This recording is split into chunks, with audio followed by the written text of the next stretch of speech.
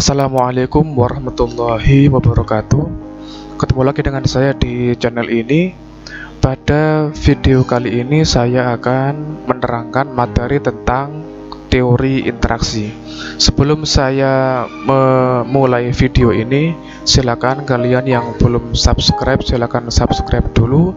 Kemudian simak video ini dari awal sampai akhir biar kalian mendapatkan pemahaman yang menyeluruh. Baik, akan saya mulai materinya. Materi hari ini yaitu teori interaksi ya. Kita akan review dulu tentang definisi interaksi itu apa. Di video sebelumnya sudah saya jelaskan tentang definisi interaksi itu ya, yaitu hubungan timbal balik antara dua wilayah atau lebih yang dapat menimbulkan gejala, kenampakan atau permasalahan baru ya.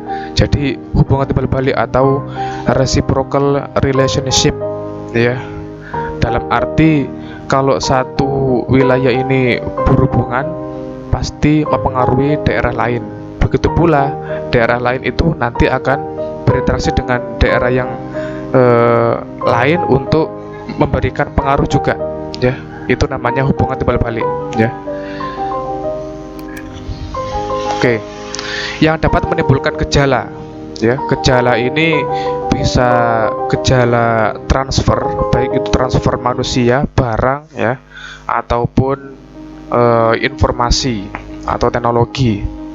Kemudian menimbulkan kenampakan atau permasalahan yang baru. Kita tahu ya, suatu interaksi ini pasti memberikan dampak, baik itu timbulnya kenampakan atau permasalahan yang baru. Misalnya saja untuk daerah kota ya, akibat interaksi dengan masyarakat desa ya, yaitu dengan adanya urbanisasi ya, maka akan menimbulkan kenampakan yang namanya pemukiman kumuh ya. Kemudian timbul permasalahan baru yaitu kepadatan penduduk ya. Oke. Berikutnya, bagaimana dengan proses terjadinya? Proses terjadinya hubungan timbal balik yang saling berpengaruh antara dua wilayah atau lebih yang dapat menimbulkan gejala kenampakan atau permasalahan baru. Ini hampir sama dengan yang tadi ya, yaitu definisi dari interaksi ya. Jadi interaksi itu proses terjadinya hubungan timbal balik ya, atau reciprocal relationship. Nah, ini faktor yang mempengaruhi ini ada 3 ya. Nah, ini yang pertama, lancarnya transportasi, kemudian adanya arus komunikasi, kemudian adanya informasi. Nah, ini 3 faktor yang mempengaruhi interaksi ya. Ini kalau transportasi itu tidak didukung oleh sarana prasarana yang bagus, misalnya seperti jalannya yang tidak tersedia, jalannya masih rusak dan sebagainya, maka interaksi akan terhambat ya. Oke. Kemudian adanya arus komunikasi ya. Arus komunikasi ini bisa melalui saluran televisi atau internet atau telepon dan sebagainya ya.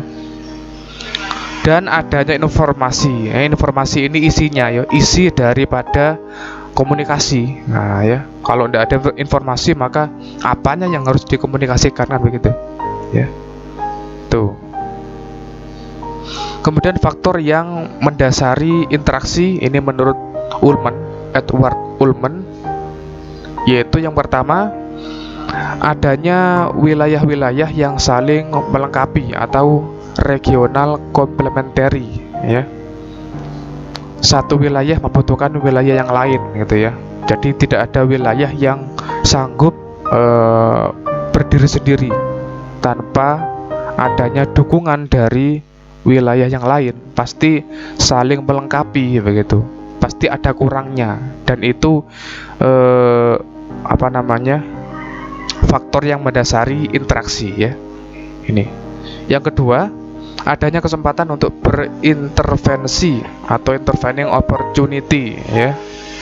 Ini biasanya eh, pemerintahan yang memberikan kesempatan untuk berintervensi, mungkin dengan adanya kerjasama antar wilayah, ya kan, MOU, ya kan, perjanjian antar negara dan sebagainya, bisa seperti itu.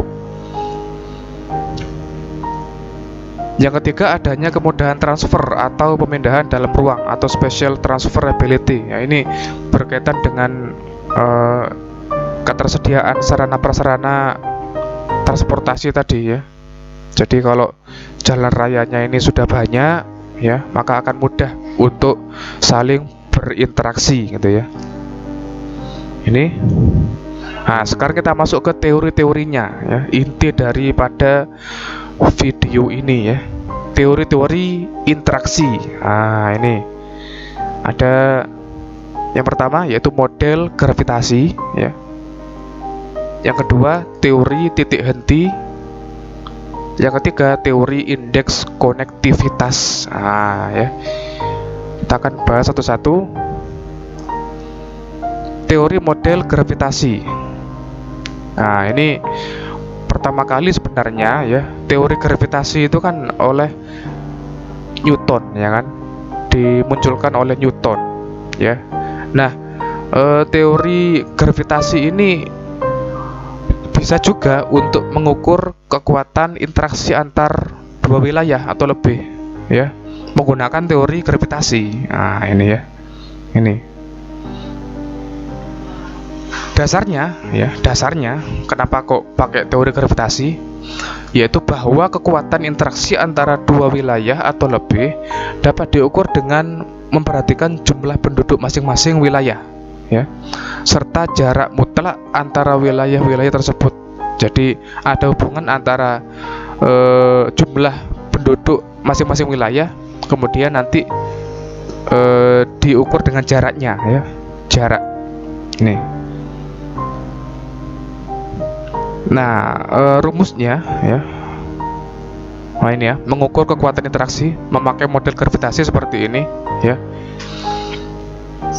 yaitu IAB, ya, atau kekuatan interaksi A dan B, ya, sama dengan K konstanta, ya, PA kali PB dibagi dengan kuadrat jarak.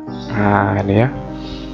Jadi I itu adalah interaksi antara A dan B, IAB. Kemudian K ini konstanta, PA ini penduduk wilayah A, PB penduduk wilayah B, kemudian dibagi dengan DAB kuadrat atau kuadrat jarak antara A dan B, gitu ya.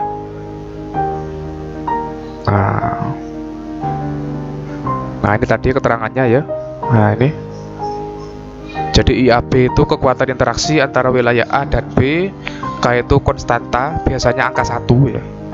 Konstanta empiris biasanya angka 1, ya. PAPB jumlah penduduk A, jumlah penduduk B, gitu kan. DAB itu jarak mutlak. Nah, ini. Sekarang masuk ke contoh soal. Soal 1. Ada soal seperti ini. Ada 3 buah kota, yaitu kota A, B, dan kota C, dengan masing-masing jumlah penduduk kota A 20.000 jiwa, kota B 10.000 jiwa, dan kota C 30.000 jiwa. Kemudian jarak antara kota A ke kota B adalah 50 km. Jarak antara kota B ke kota C adalah 100 km. Manakah antara interaksi kota A, B, dan kota B, C tersebut yang lebih besar kekuatan interaksinya? Ya. Jadi disuruh mencari interaksi AB dan interaksi BC, kemudian dibandingkan mana yang lebih besar. Nah, ya kan? Ya, tinggal dimasukkan ke rumus. Kalau mencari IAB berarti konstanta, ya, 1 nilainya, kemudian jumlah penduduk A 20.000 dikali jumlah penduduk B 10.000, ya kan, dibagi jarak AB kuadrat atau 50 kuadrat. Jadi 20.000 dikali 10.000 dibagi 50 kuadrat sama dengan, ya kan, seperti nanti. Nah, ini interaksi A dan B seperti ini ya. 20.000 kali 10.000 dibagi 50 kuadrat. Nah, ini ya, seperti ini. Hasilnya, nah, seperti ini ya. 200 juta dibagi 2.500 sama dengan 80.000. Nah, ini untuk kekuatan interaksi A dan B. Nah, ya. Kemudian bagaimana dengan yang kekuatan interaksi B dan C? B dan C berarti 1 dikali, ya kan, 10.000 dikali 30.000 dibagi 100 kuadrat. Nah, seperti itu. Jadi seperti ini nanti. Ini ya, 10.000 kali 30.000 dibagi 100 kuadrat. Hasilnya 300 juta dibagi 10.000 sama dengan 30.000. Jadi mana yang lebih besar?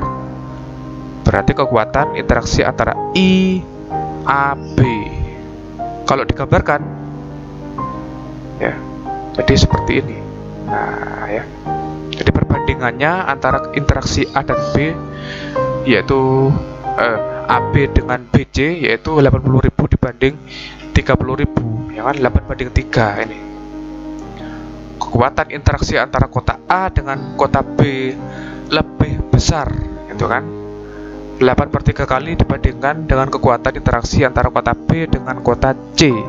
Jadi yang AB lebih besar. Nah, ini gambarannya seperti ini kalau digambarkan ya.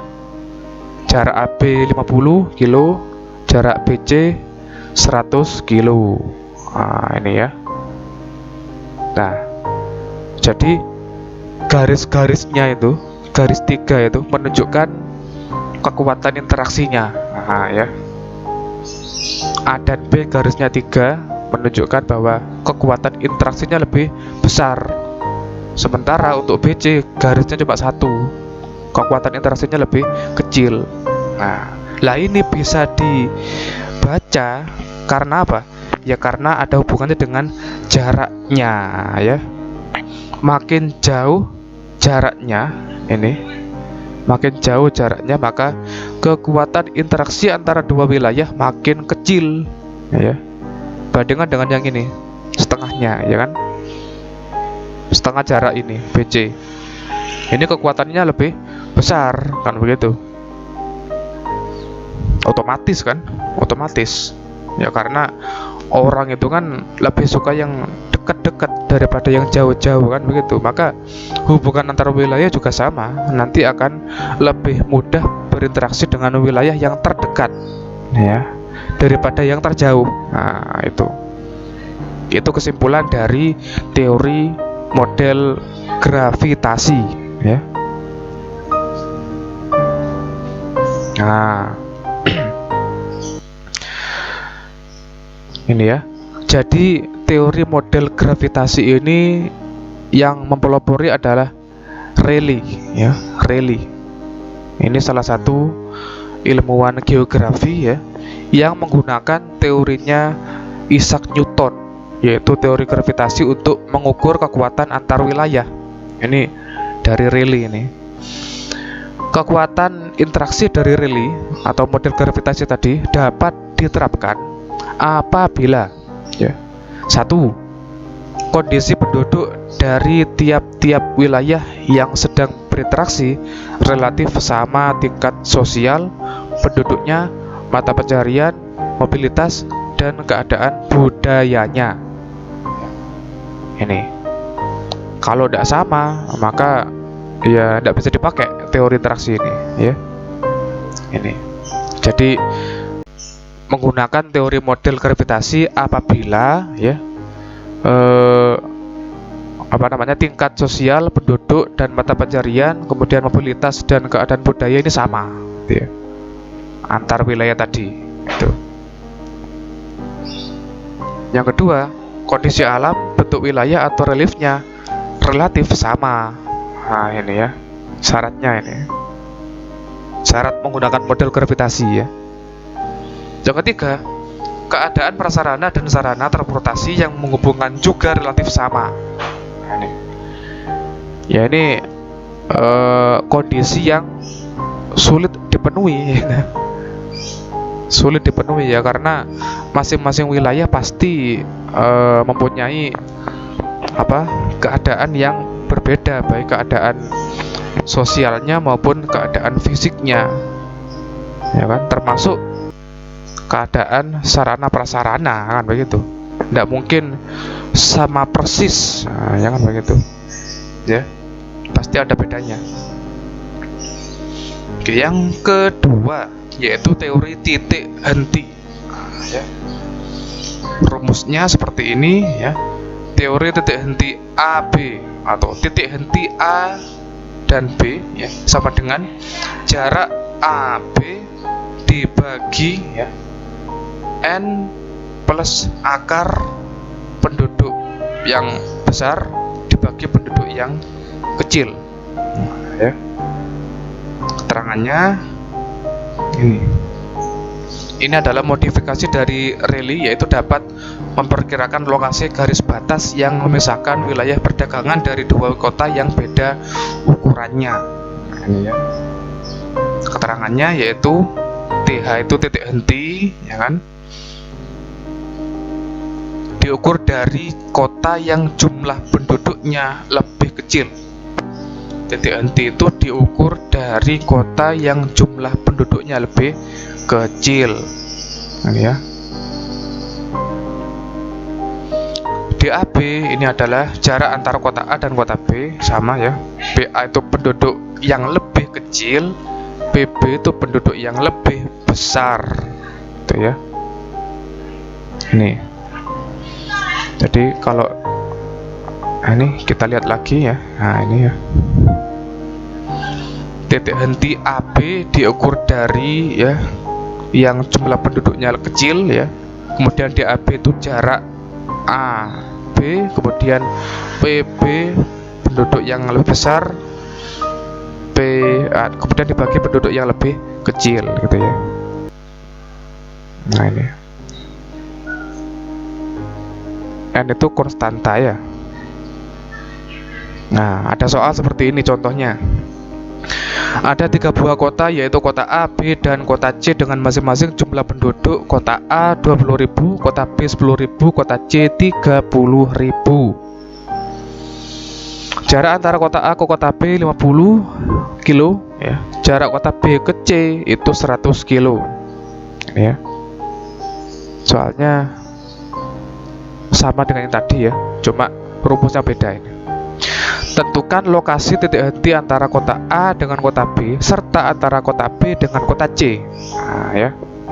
Berarti kalau pakai rumus ya. Nah, ini kita lihat kota A dan kota B. Nah, ya. 50 nah, ya. Yaitu jarak A ke B, kemudian dibagi N itu 1 ya, konstantanya, plus penduduk yang lebih besar dibagi jumlah penduduk yang lebih kecil. 20.000 dibagi 10.000. Nah ini ya. Ini. Jadi AB, A itu 20.000, B itu 10.000. Jadi yang lebih besar itu yang atas ya kan. Kemudian yang kecil itu yang bawah. Nah, ini masuk rumus seperti ini.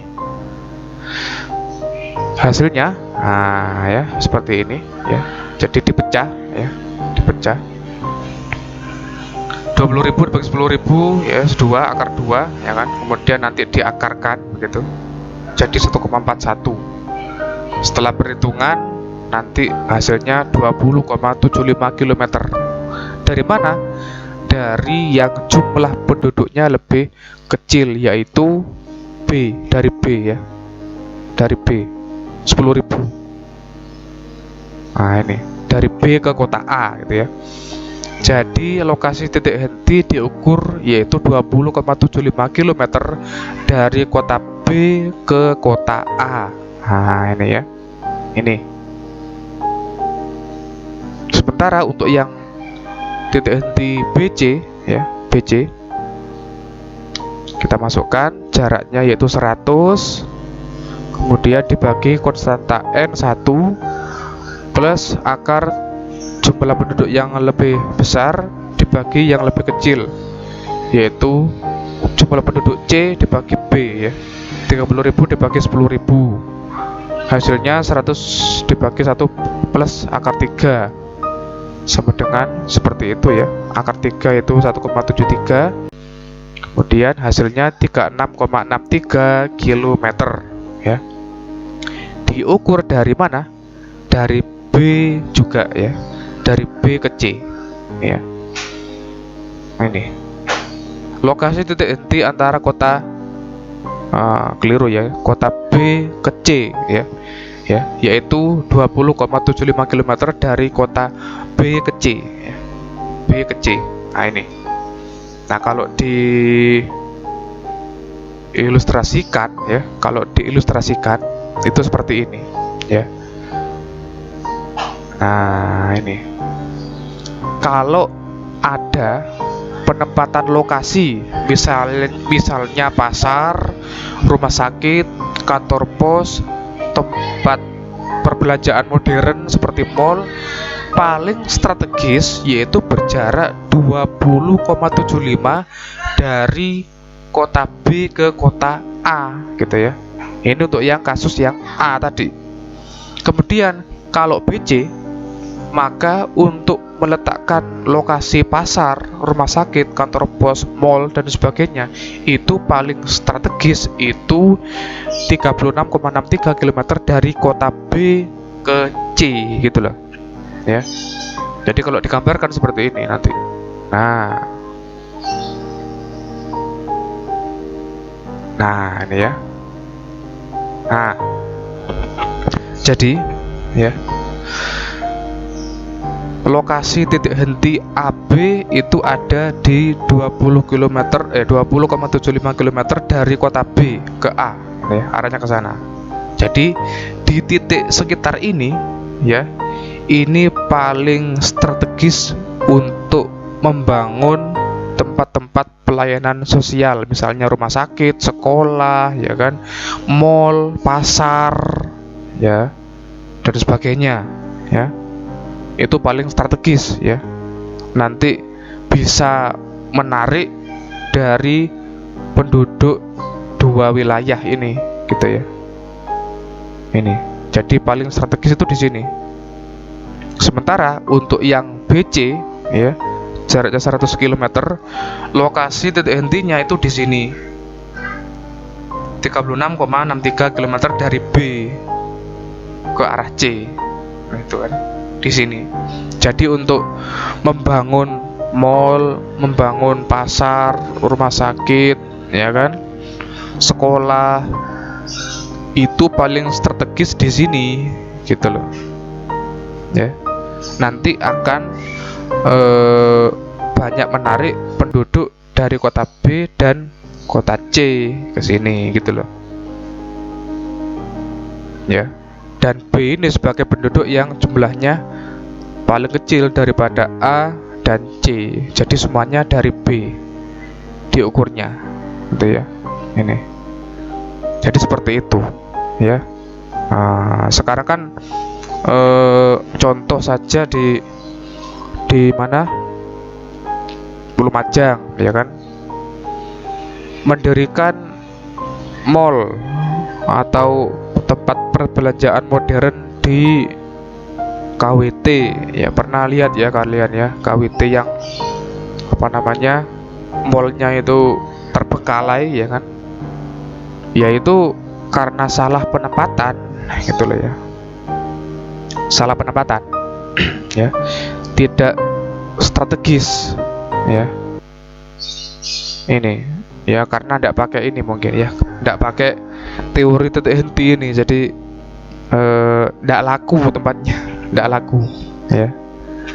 Sementara untuk mall apa di Labro itu ya, di daerah Labro itu ya, yang besar itu, yang baru, nah itu rame laku ya. laku karena tempatnya strategis ya, strategis sekali itu. Jadi bisa menarik penduduk dari berbagai wilayah gitu ya. Itu untuk yang di Wonorejo KWT tidak strategis ya, tidak strategis karena tidak memperhitungkan tempatnya. Ini tempatnya tidak sesuai dengan teori titik henti ini gitu ya. Ya. Yang ketiga yaitu teori indeks konektivitas. Nah, ini berhubungan dengan jumlah jalan ini. Ini dikemukakan oleh K.J. Kansky. Suatu wilayah dengan wilayah yang lain mengadakan interaksi biasanya dihubungkan oleh jalur-jalur transportasi sehingga membentuk pola jaringan tertentu di dalam ruang muka bumi. Jadi ada hubungannya dengan jumlah jalan ya. Rumusnya ya, yaitu B sama dengan E per V. Dengan E adalah jumlah jalan yang menghubungkan kota, sedangkan V jumlah kota dalam satu wilayah yang dihubungkan oleh jalan gitu ya. Ini. Nah, ini ya. Ada ya wilayah A dan B.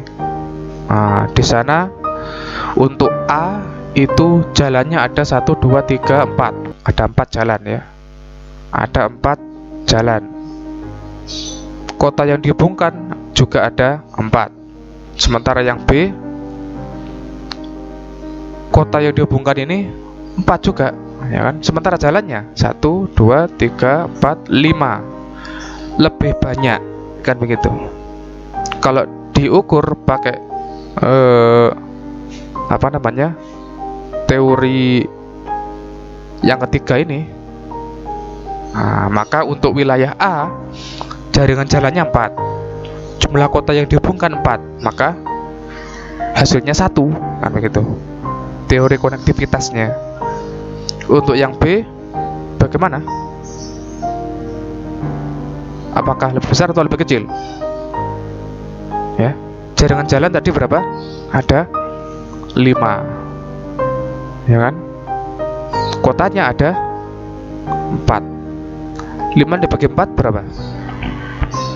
1, kan begitu. Berarti lebih besar yang B kan begitu. Ini ya.